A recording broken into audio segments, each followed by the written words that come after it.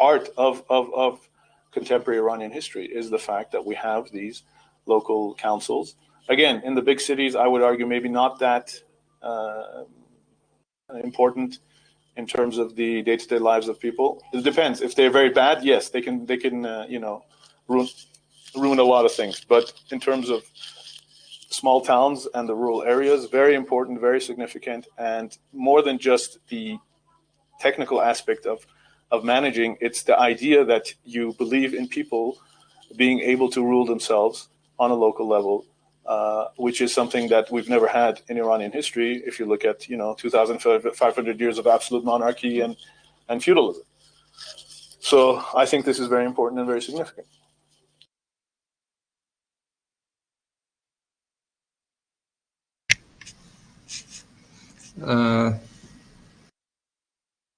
Thank you very much.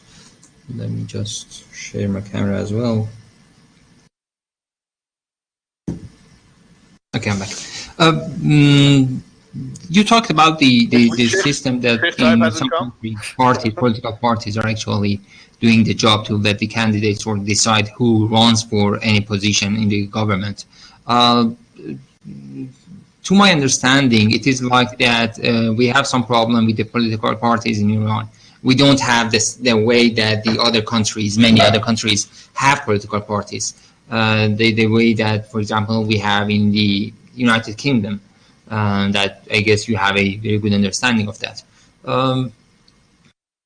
And I see that a point of problem, let's say with the, oh my gosh, I'm sorry, let me.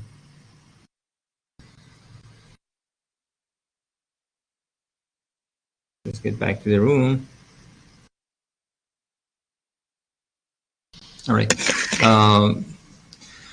The point is that we didn't have the transition of power between generations, or let's say the new generations are not joining the parties, or we can say there is no party actually to join. We have some fronts, we have some groups that are active in politics. Like, for example, on the reformist camp, we have, for example, Kargozaran Sazandegi, or I don't know the, I'm not familiar with the activist groups actually. We have on the traditional right groups, we have, for example, Motalefe or the Jame Rouhaniyat. On the left, we have Majma Rouhaniyun. But the same old faces are again running and managing everything. We are having, for example, Mohsen Rezai, who has run for several terms. We have, for example, there are only two new faces, if I'm not wrong, new, we can say rather younger faces, Qazizadeh Hashemi and Zakani. The others are, let's say, the same faces that we have seen in the past. Or in other situations, for example, in the city councils, many names, many famous names are the same old ones. Mehralizadeh, now running for presidency, was the vice president during Khatami administration, which is in 90s, about 2 decades ago, or more. Yeah, about two decades ago. And we have, for example, Ibn Hemmati has been in power for so long, for 40 years he has been in power, or any other one. Raisi has been in judiciary for 40 years. You know, there seems to be this problem that we don't have this we do have this generation gap in the politics and among the politicians. Does it actually lead to this situation that we don't have political parties, or lack of political parties is a problem of the Islamic Republic? Does it have anything to do with the structure that we have here in Iran, or it is the performance of the politicians in Iran? That's a great question and very important. And yeah, I agree with you. Obviously, you know, it's you know, I'm considered young in Iran, and I'm close to 50. So you know, that should tell you what the situation is. So the point is that I would say that the lack of party system in Iran is actually because of the culture. It's not actually because of the laws. There's no legal barriers to having parties. You know, people could organize as parties and decide that they're going to have a party, internal party process in which a person is determined to be the candidate. Of course, that would then have to then go again through the Guardian Council, but these are things that could be managed. So the question I would ask for Iranians is, why don't you organize as political parties? And I think that it's so the barrier is not a legal one. There are, if you actually go to the Interior Ministry, there is a register of parties. When you want to register as a party, you can either register as a national party or you can register as a local party. So for a province, if you actually go and I've done that, I've actually looked at the register of parties, and there are hundreds of parties in Iran. 100 of registered parties that have a legal standing. We have a Khaneh Ahzab, we have a place where they meet and they discuss things. So we have parties.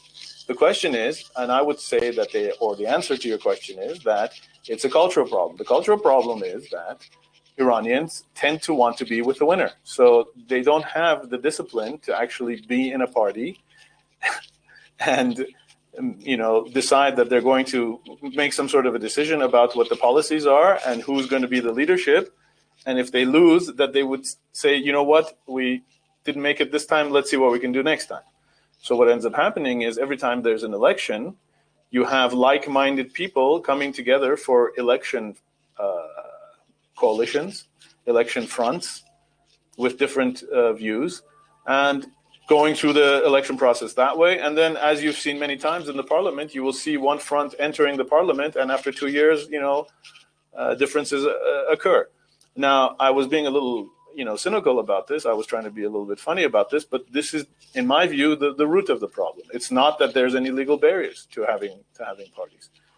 And also, let's not forget that the generation whatever generation does a revolution, whatever generation fights the war and wins it, obviously they're going to, have some sort of a claim on things. They're not going to just say, okay, fine, thank you very much, I'm leaving after 10 years. I did my job, thank you very much.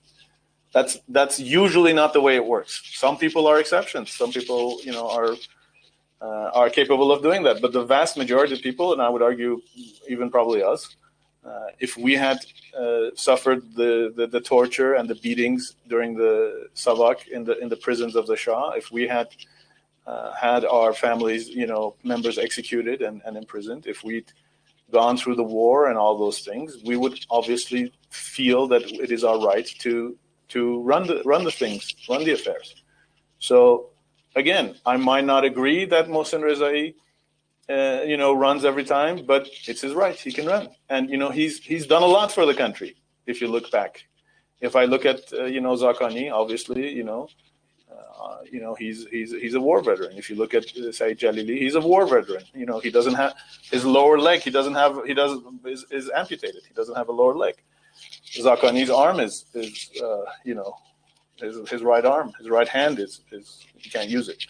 So my point is simply that we have to understand that this is a revolutionary state. It is a revolutionary system. It was born out of a revolution. It was born out of the crucible of a war, of a very long and hard war. So it's very, I don't know. I think it's a little. We have to be a little. I don't know. I think you have to give benefit of the doubt to people who sacrificed their whole life for us to be able to have these elections. I obviously think that we should have a change of generations. But as the leader, as Ayatollah Khamenei has said many times, we have to move towards the next generation, but we also have to keep those people who are experienced and who are young in spirit. And he always uses, Haj Qasem Soleimani as an example, somebody who was in his, early or mid 60s, but was very much young at heart. So I think this actually is a benefit for Iran to have these veterans, these 40, 50-year veterans who have seen it all.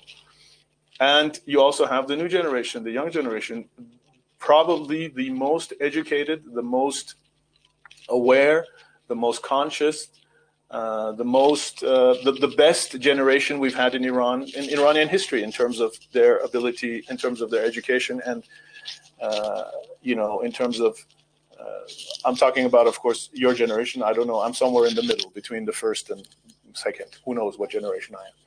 But this is probably the first time in Iran where we've had a mass educated tens of millions of people who are able to manage their own affairs. We've never had that in Iran. We've never had that. We've had monarchs who ruled the country through very small elites over a mass of illiterate peasants, and that's not the case in Iran today. So again, sometimes when I look at the big picture, people tell me, "Oh, why are you?" Well, you got to look at the big picture. You have to look at the historic context. We can sit and discuss all the minute detailed problems that exist, which I don't deny, and maybe I would add 100 things that you'd have no idea about to it.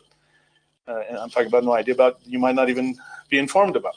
My point is simply that if you look at the historic context, we have a very interesting situation in terms of, Iranian history. I'm talking about the thousands of years of Iranian history, where you have a very experienced and veteran leadership of the country in all aspects. I'm talking about politically, militarily, technologically, whatever aspect of leadership you want to talk about. And you have a mass of young, a young population, a very large young population who is extremely well educated and aware of the way things work in the world, and willing to, step up to the plate. So to me, these are all good things. If we want to get very technical, you can look at, for example, because it's also not so clear that every party political system will bring in the new generation. I mean, it happens, but it's not necessarily so. It could happen, but it could also happen that you have the same people dominating the parties. And that's why, again, when you look at Western criticisms of liberal democracy, you see that many times what is called a party system is actually a party dictatorship. You have the parties dictating and taking over that role of a dictator in a country. 4 years this party, the next 4 years the other party. If you look at Britain, I mean, it's always good to see what the critics of Western democracy who are Westerners are saying, as opposed to trying to figure out something new. Well, one of the arguments that is made against the British parliamentary system is that it's actually a parliamentary dictatorship. There is no limit on the power of Parliament. Not even the Queen. Yes, in the background we hear now that the Queen and Prince Charles can send them a stern note about we don't like this. But the reality is that in Britain you have a system where whoever reaches the majority, and we're not even talking about the absolute majority, we're talking about simple majority, can pretty much do what they like and even change the constitution. Because guess what? Britain doesn't have a written constitution. It has laws that are called the constitution, but it doesn't have a written constitution. Unlike, for example, Ireland, which does, or wherever, U.S. or other countries.